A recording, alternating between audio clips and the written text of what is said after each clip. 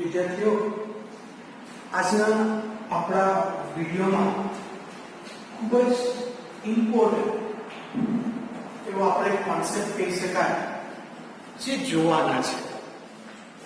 વિદ્યાર્થીઓ, આજના વિડીયોમાં આપણે પૃથ્વીનું જે ચુંબકીય ક્ષેત્ર છે એને લીધે બનતા ખૂણાઓ, જેવું કે ભૌગોલિક મેરિડિયન, ચુંબકીય મેરિડિયન, અને એને લીધે જે આપણે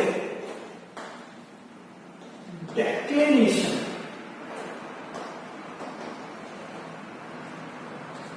અને નમન કોણ ની વિશે આપણે માહિતી મેળવવાના છે. બરાબર? ડેક્લેનેશન. તો આ વિશેની માહિતી આપણે અહીં મેળવવા જઈ રહ્યા છીએ. હવે આ જે ડેક્લેનેશન છે, એ ડેક્લેનેશન જો તમારે જાણવું હોય તો તમારે ભૌગોલિક મેરિડિયન અને ચુંબકીય મેરિડિયન વિશેની માહિતી તમારી પાસે હોવી જોઈએ. હવે આ બધું શું એ આપણે પહેલેથી અભ્યાસ કરીએ. તો આ પૃથ્વી છે. આ જે પૃથ્વી છે તેની સામેનો આ જે બિંદુ છે જેને આપણે કહેશું ભૌગોલિક ઉત્તર ધ્રુવ. ભૌગોલિક ઉત્તર ધ્રુવની સામે જે નીચે જે બિંદુ મળે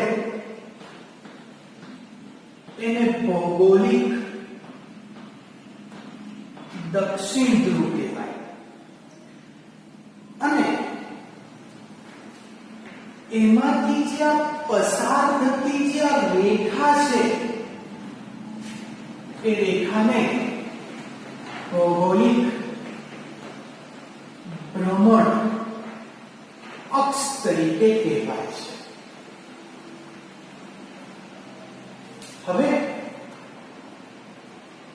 હવે આપણે જાણીએ છીએ કે જે પૃથ્વી છે એ પૃથ્વી એક ચુંબક તરીકે વર્તે છે. પૃથ્વી પાસે ઘણું બધું એવું ચુંબકીય ક્ષેત્ર છે જેની દિશા પણ આપણે જાણતા છે કે તેની દિશા ભૌગોલિક દક્ષિણથી ભૌગોલિક ઉત્તર તરફની છે. તો આ જે પૃથ્વીમાં સપાટી ઉપર જો એક ચુંબક મૂકું તો ચુંબકનો મને અહીં છેડો S મળશે અને અહીં નીચે તરફ N છેડો મળશે. તેથી હું કહી શકીશ કે અહીંયા ચુંબકીય ક્ષેત્ર S માં દાખલ થાય છે અને N દ્વારા બહાર જાય અને N માંથી ફરીથી S માં આવશે. આપણી રીતમાં અહીં ચુંબકનો ઉત્તર ધ્રુવ આપેલો છે અને નીચે દક્ષિણ ધ્રુવ. ખોટું નથી. બરાબર? ખોટું નથી. હવે એ શું છે તે સમજીએ. આપણે પ્રેક્ટિકલ એવું કરીએ છીએ કે કોઈક આધાર હોય એની નીચે ચુંબક લટકાવો, ચુંબકને ફેંકો, ચુંબક સ્થિર થાય તો ચુંબકનો જે છેડો, આ જે ચુંબક છે જેનો જે છેડો ઉત્તર દિશામાં સ્થિર થશે તો તેને આપણે ચુંબકનો ઉત્તર ધ્રુવ કહેશું. બરાબર? સાચું જ છે, પણ એ ખરેખર ચુંબકનો દક્ષિણ ધ્રુવ છે. આપણી સરળતા માટે એને આપણે ઉત્તર ધ્રુવ તરીકે લઈને બેઠેલા છે. એ જ રીતે જે દક્ષિણ દિશામાં સ્થિર થાય એને ચુંબકનો દક્ષિણ ધ્રુવ SN, magnet of south pole તરીકે ઓળખાય છે. તો હવે તો આ બંને જે રેખા છે એને જો જોઈન કરીશ તો આ જે મને મળે છે એ છે ચુંબકીય ભ્રમણાક્ષ અને ભૌગોલિક ભ્રમણાક્ષ એટલે કે પૃથ્વીની આ ભ્રમણાક્ષ તો એના જેવું જ ભૌગોલિક વિષુવરેખા આવે તે જ રીતે ચુંબકની પણ ચુંબકીય વિષુવરેખા આવશે. ચાલો તો અત્યારે વાત કરતા છે આપણે ભૌગોલિક ભ્રમણાક્ષ એટલે જે અક્ષને અનુલક્ષીને પૃથ્વી ભ્રમણ કરશે તે અક્ષ અને ચુંબકીય અક્ષ વચ્ચે નો જે ખૂણો હોય છે એ 11.3 ડિગ્રી નો છે. ઘણી બુકમાં જુદો જુદો છે, ઘણી બુકમાં 11.5 ડિગ્રી પણ છે. એ સમય સાથે બદલાય છે પણ સમય એટલે એક બે વર્ષની ઘણા લાખો કરોડો વર્ષે આનું જે વેલ્યુ છે એ પોઈન્ટમાં ફેરફાર આવે છે. એટલે આ જે વેલ્યુ છે તે આશરે કેટલી છે? એવરેજ 11.3 ડિગ્રી છે. બરાબર. તો હવે આપણે જે વાત કરી કે ભૌગોલિક મેરિડિયન જાણવું છે આપણે અને ચુંબકીય મેરિડિયન જાણવું છે. તો ભૌગોલિક મેરિડિયન એટલે શું? તો હું પૃથ્વીની સપાટી ઉપરનું કોઈ એક બિંદુ વિચારી લો. તો આપણે બિંદુ આ એક વિચાર. હવે ભૌગોલિક અક્ષ અથવા તો પૃથ્વીની ભ્રમણાક્ષ અને એના આ રેખાંશ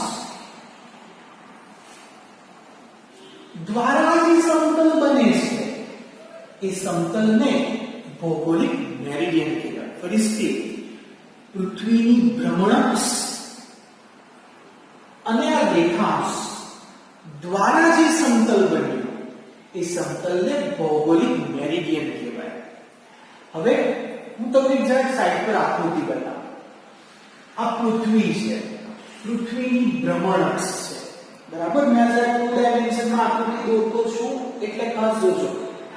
હવે તમે સમજો કે તેમાંનો આ હું એક ભાગ કાપી લઉં અહીંયાથી અને ડસ્ટરના 2 ટુકડા કરી નાખું.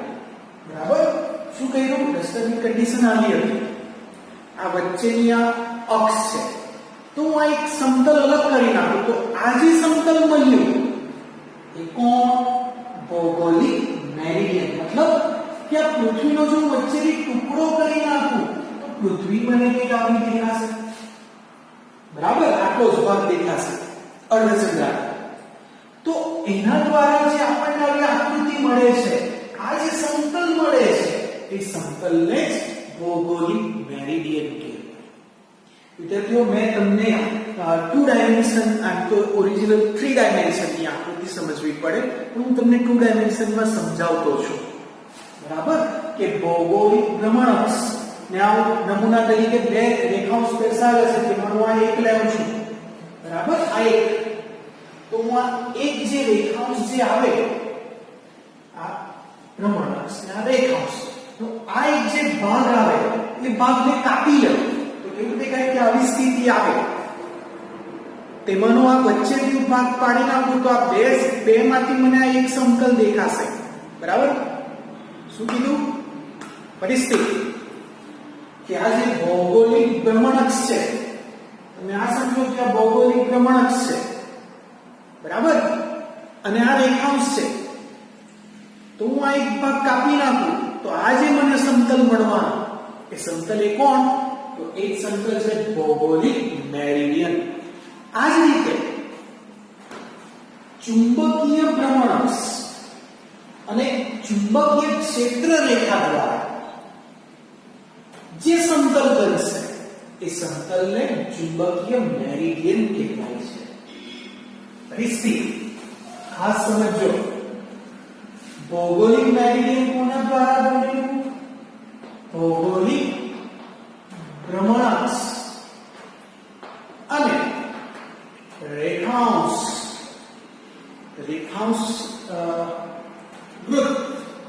દ્વારા જે સમતલ બને એને ભૌગોલિક મેરિડિયન કહેવાય. જ્યારે ચુંબકીય ભ્રમણઅક્ષ અને ચુંબકીય ક્ષેત્રરેખા દ્વારા જે સમતલ બને એને આપણે ચુંબકીય મેરિડિયન કહીશું. તો અમે નમૂના તરીકે અહીંયા બે ચુંબકીય ક્ષેત્રરેખાઓ દર્શાવી છે. તો ઘણી બધી આવે, તમે આ આગળ વધારી શકો. બરાબર, તેમાંની કોઈ એક રેખા લે તો બધું સમતલ એ કહેવાય ચુંબકીય મેરિડિયન. વિદ્યાર્થીઓ ફરીથી જરા એમને હવે સમજાવું છું 2 ડાયમેન્શનમાં. જરા ધ્યાનથી જોજો. તો આ પૃથ્વી,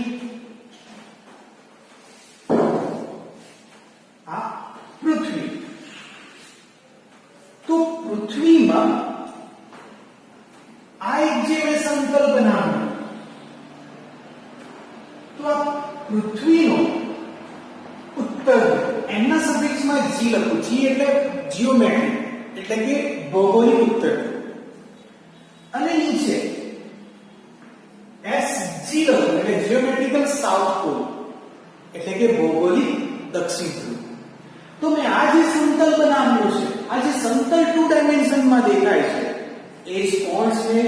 ભૌગોલિક મેરિડિયન છે. એવી જ રીતના હું આ જે સમતલ બતાવું છું, જેમાં અહીંયા n of m એટલે કે મેગ્નેટ ચુંબકનો ઉત્તર ધ્રુવ અને નીચે sm એટલે કે ચુંબકનો દક્ષિણ મેગ્નેટ ઓફ સાઉથ પોલ. તો આ જે મેં બતાવ્યું છે એ કોણ છે? એ ચુંબકીય મેરિડિયન છે. લખી રહ્યું છું. આ છે ભૌગોલિક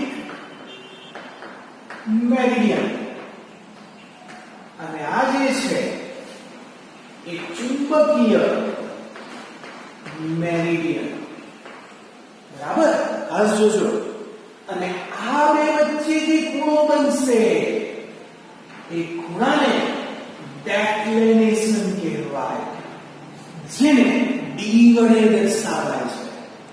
ખાસ હવે કાળજી રાખવાની છે. આ ભૌગોલિક ભ્રમણઅક્ષ ને ચુંબકીય ભ્રમણઅક્ષ, જેમાં ચુંબકીય ભ્રમણઅક્ષ એટલે કે આ રેખા, બરાબર, એ ભૌગોલિક ભ્રમણઅક્ષથી 11.3 ડિગ્રી જેટલી નમેલી છે. આ ડેક્લિનેશન નથી. ખાસ સમજો, આ ખૂણો ભૌગોલિક ભ્રમણઅક્ષ ને ચુંબકીય ભ્રમણઅક્ષ વચ્ચેનો છે. બરાબર, જ્યારે આ ડેક્લિનેશન એ ભૌગોલિક મેરિડિયન એટલે શું? ફરીથી ભૌગોલિક ભ્રમણઅક્ષ અને રેખાઓ દ્વારા જે સમતલ બને એ સમતલને ભૌગોલિક મેરિડિયન કહેવાય. એ જ રીતે ચુંબકીય અક્ષ, ચુંબકીય ક્ષેત્ર રેખા દ્વારા જે સમતલ બને એને ચુંબકીય મેરિડિયન કહેવાય. તો આ બે સમતલ વચ્ચેનો જે ખૂણો છે એ ખૂણાને આપણે કહીશું ડેક્લિનેશન, જે કેપિટલ ડી વડે દર્શાવાય છે. વિદ્યાર્થીઓ ખાસ જાણવા જેવું છે કે આ જે ડેક્લિનેશન છે એ અક્ષાંશ માટે ડેક્લિનેશન મોટું હોય છે. અક્ષાંશ આગળ ડેક્લિનેશન નું મૂલ્ય મોટું હોય, જ્યારે વિષુવવૃત્ત પાસે ડી નું મૂલ્ય એ નાનું થવા માંડે. ખાસ સમજો. શું કીધું? કે આ જે વિષુવવૃત્ત છે એ વિષુવવૃત્ત આગળ ડેક્લિનેશન નાનું હોય છે, અને આ જે અક્ષાંશની વાત કરી એ અક્ષાંશ આગળ ડેક્લિનેશન મોટું. મતલબ કે પૃથ્વી ઉપર જુદી જુદી સપાટી આગળ ડેક્લિનેશન નું મૂલ્ય જુદું જુદું હોય છે. કશે સરખું હોતું નથી. જો હું આને હજુ સારી રીતે દોરી શકું તો હું આવી આકૃતિ દોરી શકું કે આ જે રેખા n of g S of G અને આ જે છે એ N of M અને S of M વચ્ચેનો આ જે મેં ખૂણો દોર્યો એ જ આપણો ડેક્લેનેશન D છે. બરાબર. ચાલો, તો આ જે ડેક્લેનેશન છે એ ભારતમાં દિલ્હી પાસે ડેક્લેનેશનનું મૂલ્ય 0 ડિગ્રી 41 મિનિટ છે અને મુંબઈ પાસે 0 ડિગ્રી 58 મિનિટ વેસ્ટ છે. બરાબર.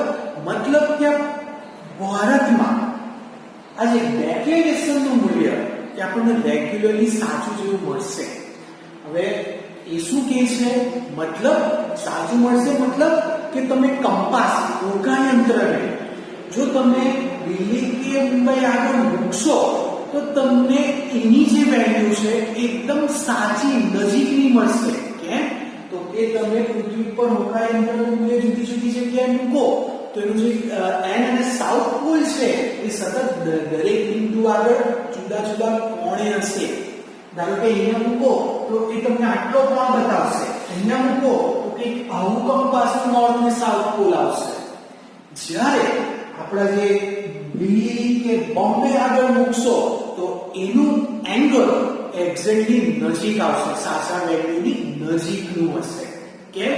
તો કે એની જે વેલ્યુ છે ડેક્લેનેશનની એ ખૂબ જ ઓછી છે. બંનેને જોઈએ તો દિલ્હીમાં 0 ડિગ્રી 41 મિનિટ અને મુંબઈ આગળ 0 ડિગ્રી 58 મિનિટની છે. માટે દિલ્હી અને બોમ્બે આગળ એનું મૂલ્ય એ તમને ખૂબ જ નજીકનું અને સાચામાં સાચું મળશે. વિદ્યાર્થીઓ, એક જરા ફરીથી સમજાવો કે તમે ખરેખર આ ડેક્લેનેશનનો અર્થ કાઢો તો બીજી કઈ રીતના સમજી શકાય. તો એના માટે હું આ સાચો ઉત્તર ધ્રુવ એટલે કોણ? N of G, આ જે બિંદુની વાત કરી તે આ N of G અને નીચે S of G. મતલબ આ કઈ રેખા છે? તો આ જે રેખા છે તે ભૌગોલિક ભ્રમણઅક્ષ છે. હું ભૌગોલિક ભ્રમણઅક્ષની નજીક એક ચુંબકીય સોય મૂકું. શું મૂકું? ચુંબકીય સોય મૂકું. તો ચુંબકીય સોય નો આ છે ઉત્તર છેડો અને આ છે દક્ષિણ છેડો. બરાબર. તમે કોઈ પણ હોકાયંત્ર લેવો, હોકાયંત્રને મૂકશો તો એનો જે લાલ ભાગ વાળો છેડો છે જે ઉત્તર ધ્રુવ એ ઉત્તર દિશામાં સ્થિર થશે અને પાછળનો છેડો છે દક્ષિણ દિશામાં સ્થિર થશે. બરાબર. મેં આ એક હોકાયંત્ર મૂક્યું છે તો હોકાયંત્ર તો પહેલા આવી રીતના ફરે, પછી ધીરે ધીરે રહીને તે એક છેડો ઉત્તર દિશામાં, બીજો છેડો દક્ષિણ દિશામાં સ્થિર થશે. ને આ ભૌગોલિક સાચી જે ભ્રમણઅક્ષ છે તો ફિક્સ જ છે પૃથ્વીની. બરાબર. જે આપણે કહેવાય કે પેલા ગોળો હોય, પૃથ્વીનો ગોળો, તેમાં પણ આ જોતા જ છે. તો આ બે વચ્ચેની જે ખૂણો તે જો વાત કરું છું કે એ જ આપણો છે ડેક્લેનેશન D છે. બરાબર. તો મેં આવી રીતના ઘણી બધી રીતે તમને ડેક્લેનેશન વિશેની માહિતી આપી છે. ચાલો, તો આ રીતે તમે ડેક્લેનેશન વિશે હવે ટોટલી સમજી ગયા હશે કે ડેક્લેનેશન એટલે શું. શું ડેક્લેનેશન એટલે? તો ભૌગોલિક મેરિડિયન અને ચુંબકીય મેરિડિયન વચ્ચેનો ખૂણો એને ડેક્લેનેશન કહેવાય, જેનું મૂલ્ય વિષુવવૃત્ત આગળ ઓછું હશે, રેખાંશ આગળ એનું મૂલ્ય વધારે હશે. મતલબ કે પૃથ્વીના જુદા જુદા બિંદુ આગળ ડેક્લેનેશનનું મૂલ્ય બદલાયા કરે છે. ચાલો, તો ભૌગોલિક મેરિડિયન અને ચુંબકીય મેરિડિયન એટલે શું એ પણ જાણવું પડે. તો ભૌગોલિક મેરિડિયન એટલે ભૌગોલિક ભ્રમણઅક્ષ અને રેખાંશ અક્ષાંશ દ્વારા જે ભૌગોલિક ભ્રમણઅક્ષ અને બરાબર કહું રેખાંશ વૃત્ત દ્વારા જે સમતલ બન્યું એ સમતલને ભૌગોલિક ભ્રમણઅક્ષ ભૌગોલિક મેરિડિયન કહેવાય. આવી રીતના ચુંબકીય ભ્રમણઅક્ષ અને ચુંબકીય ક્ષેત્ર રેખા દ્વારા જે સમતલ બન્યું એ સમતલ આ તેને આપણે શું કહેશું? એને કહેશું આપણે ચુંબકીય મેરિડિયન તરીકે ઓળખાય છે. વિદ્યાર્થીઓ ખાસ કાળજી રાખીને આ ટોપિક સમજજો. વિદ્યાર્થીઓ આપણે આગળનો વિડિયો કન્ટિન્યુ રાખીએ. હવે જો આપણે આ ચેપ્ટરમાં પૃથ્વીની સપાટી ઉપર કોઈ પણ બિંદુએ ચુંબકીય ક્ષેત્ર શોધવું હોય તો એના માટે 3 વસ્તુ તમને જાણવી ખૂબ જ અગત્યની છે. પહેલું ડેક્લિનેશન, જે જોઈને આવ્યો. ચાલો, ડેક્લિનેશન એટલે શું તમને યાદ હશે? ભૌગોલિક મેરિડિયન અને ચુંબકીય મેરિડિયન વચ્ચેનો ખૂણો, એને ડેક્લિનેશન કહેવાય. બીજું આવે નમન કોણ, જે અત્યારે જોવાના, જેને એંગલ ઓફ ડીપ કહેવાય, જેનો સિમ્બોલ આઈ છે. અને ત્રીજું આવે પૃથ્વીનું સમસ્થિતિ ઘટક. બરાબર? તો આટલા વિષયની માહિતી એ આપણી પાસે જાણવી જરૂરી છે. તો પૃથ્વીની સપાટી ઉપર જે બિંદુ આગળ ચુંબકીય ક્ષેત્ર કેટલું છે, જે તે બિંદુ આગળ ચુંબકીય ક્ષેત્ર, એનું વિશે આપણે જાણી શકીએ છીએ. તો વિદ્યાર્થીઓ, આકૃતિ દ્વારા તમને નમન કોણ વિશેની પહેલા તો માહિતી આપી. તો આ પૃથ્વી છે. આજે પૃથ્વીની જો આ અક્ષ દોરું છું, તમને યાદ હશે, આને શું કહેવાય? આને કહેવાય ભૌગોલિક ભ્રમણ અક્ષ. અને આ જે આવે છે એને શું કહેવાય? તો તેને ચુંબકીય અક્ષ કહેવાય. બરાબર? આ બે વચ્ચેનો ખૂણો એ જ આપણે શું કહીએ છીએ? ડેક્લિનેશન નહીં બોલતા. એ વચ્ચેનો ખૂણો 11.3 ડિગ્રીનો છે. બરાબર? ચાલો, અમારે જે કામનું છે તેના ઉપર આવો. તો હું એક હોકાયંત્ર લેવું છું. એ હોકાયંત્રને હું આ પૃથ્વીના કોઈક સ્થાન આગળ મૂકું. તો એ સ્થાન આગળ મને હોકાયંત્ર કંઈક આવી રીતના દેખાશે. સ્વાભાવિક છે કે આ ચુંબકનો ઉત્તર છેડો એ ઉત્તર દિશામાં અને દક્ષિણ છેડો એ દક્ષિણ દિશામાં જ જશે. બરાબર? આ તો હોકાયંત્ર એ વર્ટિકલ સમસ્થિતિ કન્ડિશનમાં એ મૂક્યું હતું. એટલે આપણે ગમે તે હોકાયંત્ર જોયું, મોટે ભાગે વર્ટિકલ જ હોય, બોક્સ જેવા છે, કેલ્ક્યુલેટર જેવા. બરાબર? વર્ટિકલ કન્ડિશનમાં હોય, તેને મૂકીએ તો એનો ઉત્તર ને દક્ષિણ છેડો એ આપણને મળે છે. પણ મારે જે હોકાયંત્ર કામનું છે એ જે છે વર્ટિકલી હોરિઝોન્ટલ કામનું છે. તો હોરિઝોન્ટલ બને કેવી રીતના? તો એના માટે આ બે સ્ટેન્ડ આવે.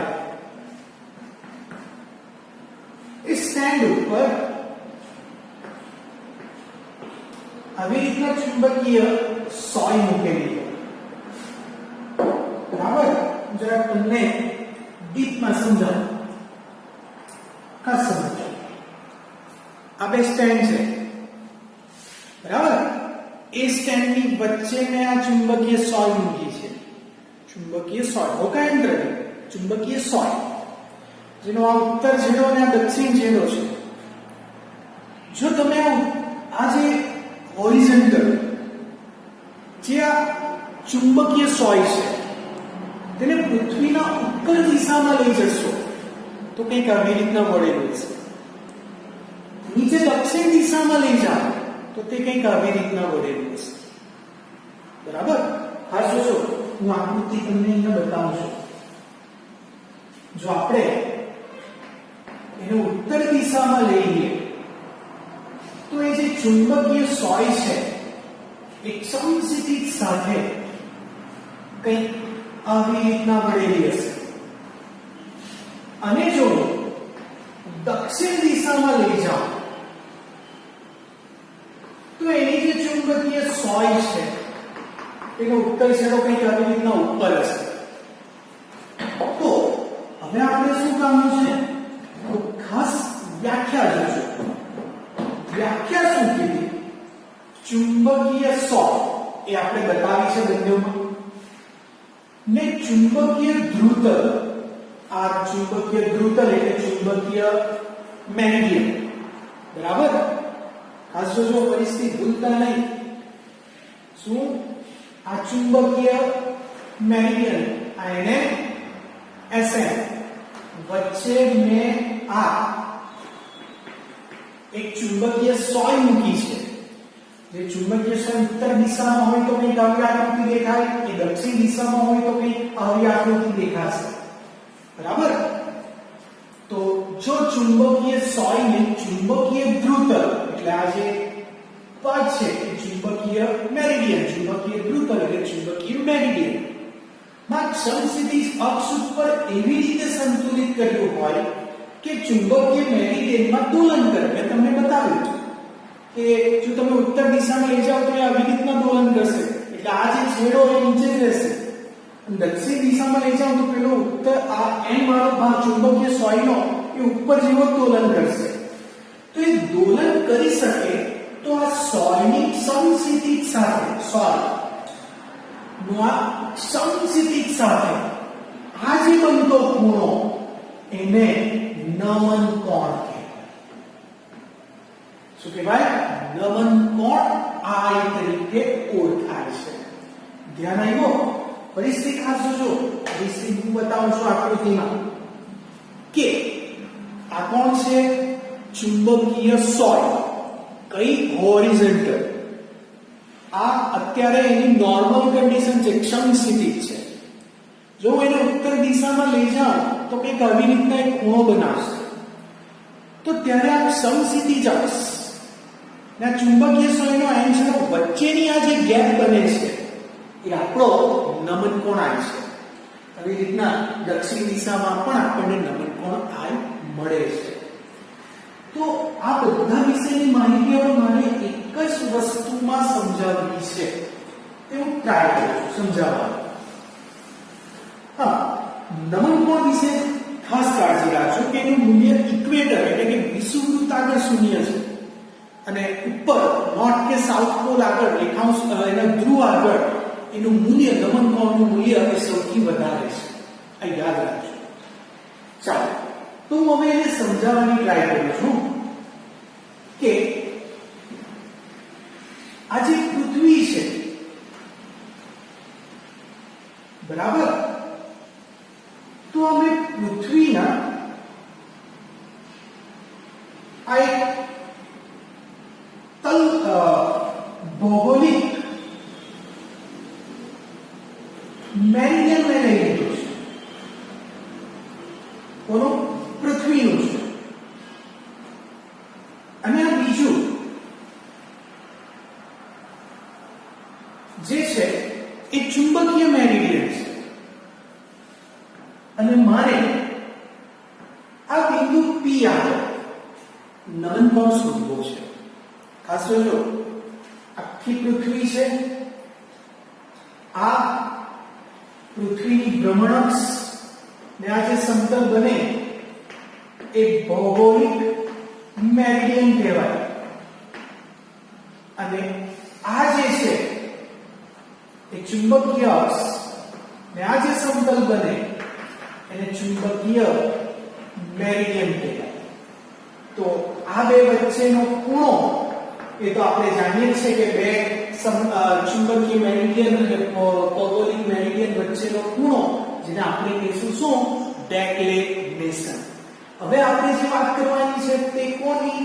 તો હવે જે વાત કરવાની છે તે નમન કોણની. તો હું ફક્ત હવે એ જ પોઈન્ટ ઉપર આવીશ. તો મને આ બીજી વસ્તુ અત્યારે જરૂર નથી કે હું એને કાઢી નાખું છું.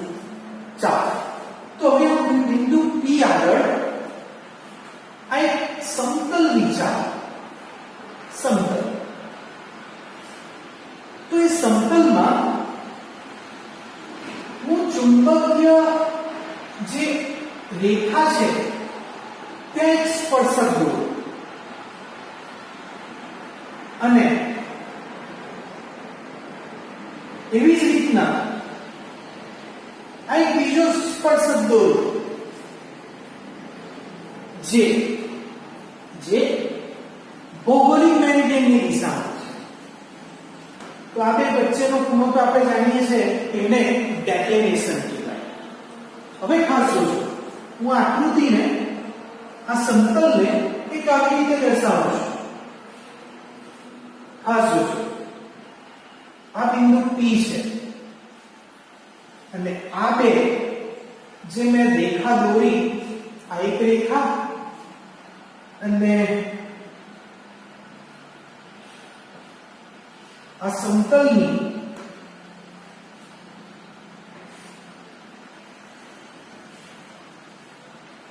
આ બીજી રેખા, બરાબર. તો આ એક કહેવાશે જે ભૌગોલિક મેરિડિયનનો એક ભાગ છે અને આ જે કહેવાશે તે ચુંબકીય મેરિડિયનનો એક ભાગ છે અને આ બે વચ્ચેનો ખૂણો એને આપણે કહીએ છીએ ડેફિનેશન. ઓકે, તો હવે હું આ બિંદુ P થી આ જે એક રેખા દોરીશ, આ જે રેખા, એ રેખાને ચુંબકીય ક્ષેત્ર કહેવાય છે. એ ચુંબકીય ક્ષેત્રના અને આ બે સમતલ વચ્ચે જે ખૂણો બને છે એ જ આપણો definition angle of D I છે, બરાબર. એટલે મારે અહીંયાથી આ બિંદુ આગળ આવી એક રેખા દોરવી પડે, મતલબ કે આ જે છે હું તો આ ભૌગોલિક મેરિડિયન, ચુંબકીય મેરિડિયન અને એ બે વચ્ચેનો ખૂણો ડી, પણ એ બેની વચ્ચે જો આ રેખા દોરું, આ નીચેની આની, એ જ આપણો એ બનતો નમન કોણ છે. તો એ જે નમન કોણ છે એનો જે એક ઘટક આવશે, હોરિઝોન્ટલ અને બીજો આવશે વર્ટિકલ, બરાબર. તો આ જે છે તે હોરિઝોન્ટલ ઘટક છે z ઓફ e અને આનો જે આ એક ભાગ છે એનો આવશે z ઓફ e હોરિઝોન્ટલ ને આ છે વર્ટિકલ, જેને હું v ઓફ e તરીકે નામ આપું છું. તો હવે આ જે ત્રિકોણમાં હું i ને sin i તરીકે લઉં, sin i, તો sin એટલે કે સામેની બાજુ, જેને કહેવાશે v ઓફ e છેદમાં કર્ણ, જે કહેવાશે v ઓફ e. તો માટે અહીં v of e is equal to ve sin i તરીકે લખીશ અને આ જ રીતે i ને હું cos i તરીકે લઉં. કર્ણ તો v છે, પણ એની પાસેની બાજુ એટલે કે હોરિઝોન્ટલ એ કહેવાશે h. તો માટે હું અહીં h is equal to be cos is. તો આ મને વર્ટિકલ અને આ હોરિઝોન્ટલ ચુંબકીય ક્ષેત્રના સમીકરણ મળ્યા છે. વિદ્યાર્થીઓ, હું તમારી બુકની વાત કરું તો બુકમાં આવી જ આકૃતિ છે, ખાસ જોજો, બરાબર. સેમ આ જ આકૃતિ છે જેમાં આ HE નીચે B, બુકમાં B ની જગ્યાએ વર્ટિકલની જગ્યાએ Z લીધું છે અને આ એ આપણું ચુંબકીય ક્ષેત્ર BE છે અને આ HE અને આ જે વચ્ચેનો ખૂણો એ 20 લીધો છે અને HE અને D વચ્ચેનો ખૂણો I લીધો છે. આપણે પણ એ જ આકૃતિ દોરી છે, પણ આ એનું પ્રતિબિંબ જેવી દેખાય છે. મેં જરાક આકૃતિ ઉપરથી સેટ થાય એવી રીતે અહીંયા દોરવાની ટ્રાય કરી છે. તો વિદ્યાર્થીઓ, હવે મારે આ બંને દ્વારા, આ I દ્વારા જો દિશા જોઈતી હોય, દિશા, તો દિશા માટે તો આપણને ખબર tan I is equal to tan I બરાબર sin એટલે કે સામેની બાજુ BE ના છેદમાં h દ્વારા નમન કોણ I મળી જશે કારણ કે I બરાબર tan ઇન્વર્સ BE ના છેદમાં h. પણ જો તમારે BE ચુંબકીય ક્ષેત્રનો જે ઘટક છે પૃથ્વી પર ચુંબકીય ક્ષેત્રનો જે ઘટક એનું મૂલ્ય જોઈતું હોય તો પછી તમારે આ બંને સમીકરણનો વર્ગ કરીને સરવાળો કરવો પડે. તો BE નો વર્ગ વત્તા HE નો વર્ગ કરવો પડે. તો જમણી બાજુ BE નો વર્ગ sin સ્ક્વેર I વત્તા BE નો વર્ગ cos સ્ક્વેર I. તો અહીંયાથી BE કોમન નીકળે sin સ્ક્વેર વત્તા cos સ્ક્વેર એટલે 1 આવશે.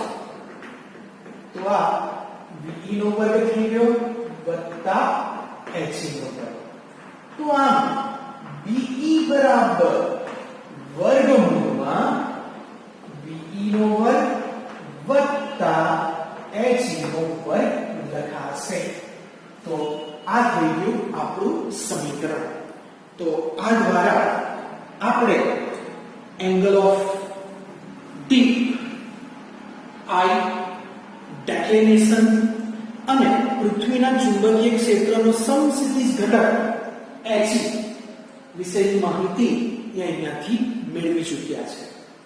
તો વિદ્યાર્થીઓ હું આશા રાખું કે આ દ્વારા તમને ઘણી બધી માહિતી મળી હશે. કારણ કે આ જે વસ્તુ છે એ ખરેખર 3D માં સમજાવાય પણ મેં તમને 2D માં સારામાં સારી રીતના સમજ પડે એ રીતના ટ્રાય કરી છે. તમે સમજશો બરાબર. તો આ જે વિડિયો છે ને એકદમ બરાબર જુઓ. ફરીથી હું એકવાર જરાક તમને સમજાવી દઉં બરાબર નમન કોણ વિશે. કે નમન કોણમાં આપણે કરવાના શું થયા ખરેખર કે આપણે મોટે ભાગે જે ચુંબકીય સોયને જો જોઈએ તો એ ચુંબકીય સોયને જો મૂકી દઈએ વર્ટિકલ કન્ડિશનમાં તો એ તો ઉત્તર to ઉત્તર દિશામાં દક્ષિણ to દક્ષિણ દિશામાં બતાવશે. પણ આનું આપણને કઈ કામ નથી. આપણને જે ચુંબકીય સોયનું જે કામનું છે તે આ હોરિઝોન્ટલ કામનું છે બરાબર. ઉદ્ભવ ચુંબકીય સોય રહે એ રીતના. તો એ ચુંબકીય સોયને આવો એક લાકડાના સ્ટેન્ડ હોય આપની જગ્યાએ લાકડાનું સ્ટેન્ડ આવે ત્યાં કેલ્ક્યુલેટરની જગ્યાએ ચુંબકીય સોય આવે. જો એને આપણે ઉત્તર દિશામાં મૂકીએ તો ચુંબકીય સોયનો ઉત્તર દિશા આવી રીતે થોડોક નમી જશે. તો ત્યારે સમસ્થિતિજ ઘટક એટલે કોણ ચુંબકીય મેરિડિયન અને આ જે ચુંબકીય સોય વચ્ચે જે ખૂણો બને એને નમન કોણ કહેવાય. એવી જ રીતના દક્ષિણ પૃથ્વીના દક્ષિણ છેડા તરફ લઈ ગયે તો એનો ઉત્તર to જરાક ઉપર જતો રહેશે. તો ત્યારે પણ એ બે વચ્ચેનો ખૂણો બને એને નમન કોણ જ કહેવાય. નમન કોણનું મૂલ્ય આપણે ખાસ ધ્યાન રાખવું કે ઇક્વેટર વિષુવવૃત્ત આગળ એની વેલ્યુ 0 ને ઉપર નોર્થ કે સાઉથ નીચે સાઉથ પોલ આગળ એનું મૂલ્ય એ સૌથી વધારે થઈ જાય છે. બીજું આપણે એને સૌથી સારી રીતના સમજાવવાનું ટ્રાય કર્યું કે આ જે ભૌગોલિક મેરિડિયન અને ચુંબકીય મેરિડિયન એ બંને જ્યાં છેદાય એવું એક બિંદુને P એટલે કે પૃથ્વીનું એક સ્થાન બિંદુ P નક્કી કર્યું. તો ત્યાંથી મેં ભૌગોલિક મેરિડિયન અને ચુંબકીય મેરિડિયન તરફ એક રેખા દોરી. એ રેખા બે વચ્ચેનો ખૂણો એ આપણે ડિક્લેનેશન તરીકે જાણતા છે. જેને આ 3D જગ્યાને 2D માં કન્વર્ટ કરવાની ટ્રાય કરી કે આ જે છે એ આ શું કહેવાય ભૌગોલિક સમતલ અને આ ચુંબકીય સમતલ વચ્ચેનો ખૂણો D. હવે આ જે નમન કોણ છે એ બંનેની નીચે બનતો ખૂણો છે. એટલે કોણ ચુંબકનો હોરિઝોન્ટલ સમસ્થિતિજ ઘટક અને નીચે બે વચ્ચેનો બનતો ખૂણો એ નમન કોણ એટલે કે આ ચુંબકીય સોય જે આપણે વાત કરી તે ને આ સમસ્થિતિજ ઘટક વચ્ચેનો આ જે બનતો ખૂણો એને નમન કોણ I કહેવાય છે.